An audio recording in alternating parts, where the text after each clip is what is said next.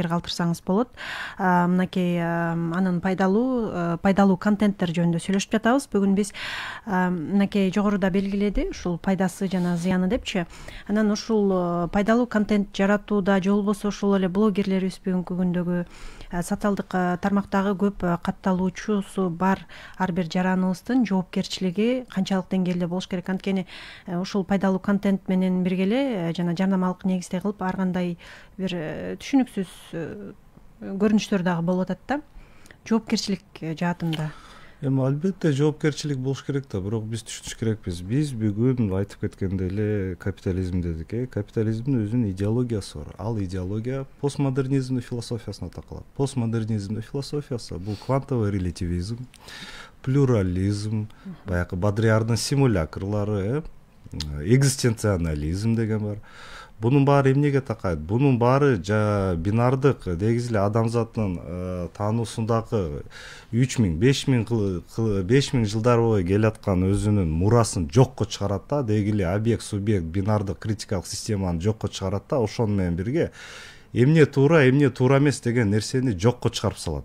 Демек, кайды бир блогер, кайдагы бир инфосханды чакырып туруп, бирдемкенин башын сурап туруп, ой укмуш экен, сиздики сонун экен деп жарыя реклама кылып коет, ошону кылганга анын укугу бар. Юридикалык жактан ага эч ким бөгөт кое албайт. Биздин Академия наук деген бар, бирок ал чыгып туруп мыйзам чегинде сен алдыңкы айтып аткан сөздөрүң эч илимге дал келбейт деп айтып койгонго да укугу жок. Бүгүн бизде мыйзам ушундай. Ошол себептен аларды биз жөн гана критика катары эле айта алабыз, болду. Аларды эч кимисине күнөө кое албайсыңар. Маселе ушундай. Бул ушундай баягы эми бул башка маселе биздин цивилизациянын, бирок бул мен бир жанакы маалымат жөнүндө айткым келип атат да. Мына азыркы балдар айтып атат, балдар чын эле мыкты, мына тилин поздез, тилди таркатып атасыңар, мына IT бул чын эле баягы биздин прогрессивдүү жаштарыбыздын өкүлү десе болот. Себеби буларда деле ар кандай мүмкүнчүлүктөр бар болчу, жөн гана популярдуулукка жетип туруп, ошонун аркасынан акча тапканга булардын деле мүмкүнчүлүгү бар. Бирок ошого карабастан кечиресиз, тилибизге салым кошолу деп атат. Коомубуздун ан сезимине, жаштарына тиги өз салымыбызды кошолу деп атат, жана башка.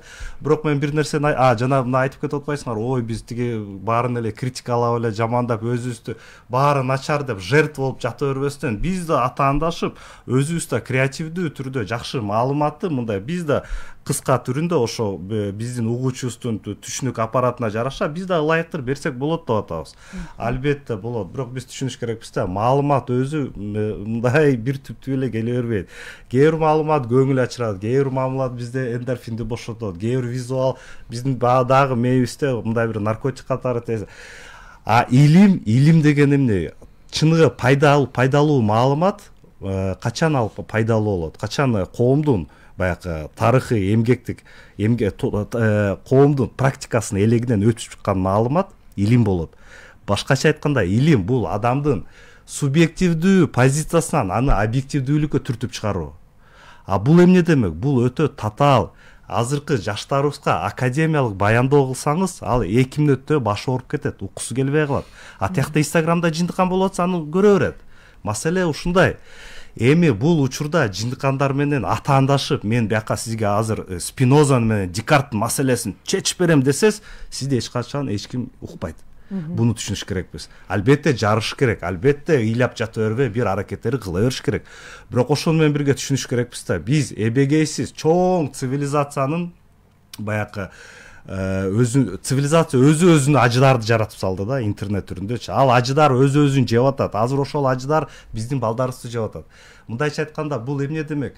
Сиз үйдө баарыбыз ата энеси түшүнөбүз. Үйдөгү кичинекей балага жакшы маалымат деген эмне? Жакшы ата эне деген эмне? Ал айтат баласына, балам, мына сен шоколадтан жедиң. Бул шоколад зыян, бирок сен жедиң. Баары жеп атат, сен да жейсиң. Балам, эми мына телефондо ойнодуң. Болду. Эми морковкадан бир аз же, помидордон же, алмадан же, эми бир аз сабагыңды оку, эми кечке эле телефондо отуруп, эшикке чыгып топ теп ойноп кел деп атабыз. Бул нормалдуу ата эне. Бүгүнкү цивилизациянын маалымат берген ыкмасы балага тынбай эле шоколад бере берет. Тынбай эле тиги оюн зок компьютердин оюндарды бере берет. Эптеп эле менин жанымды койчу деген мамиле ушундай да. мындайча айтканда биз коомчулукка чыгып коомдун жаштардын ан сезимине жетиш үчүн ошондой баягы интернетте болуп аткан ыплас нерсе менен жарышып туруп жеткенге мажбур болуп атабыз да. Бул өтө оор маселе. Ушуну бир айтып коеюн. Мынакей